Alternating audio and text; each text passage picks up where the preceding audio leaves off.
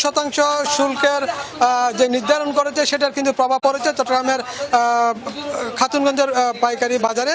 এখানে কিন্তু গতকালও পেঁয়াজ বিক্রি হয়েছিল 48 টাকা থেকে 50 টাকা। আজ কিন্তু পকার বেজে পেঁয়াজ বিক্রি হচ্ছে 55 টাকা, 60 টাকা, 65 টাকা থেকে শুরু করে 70 টাকা পর্যন্ত।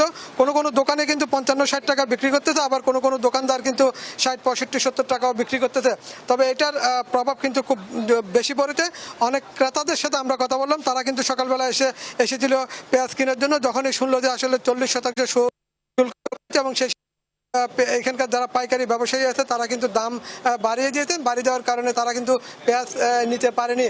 তারা আমাদেরকে জানিয়েছেন তারা যদি 70 টাকা করে যদি আসলে এখান থেকে পেঁয়াজ কিনে, তাহলে খুচরা বাজারে তারা 80 থেকে 85 টাকা করে পেঁয়াজ বিক্রি করতে হবে, এবং এই 80 থেকে 85 টাকা যদি তারা খুচরা বাজারে বিক্রি করে সেটার প্রভাব কিন্তু খুব বেশি পড়বে ভোক্তার উপরে।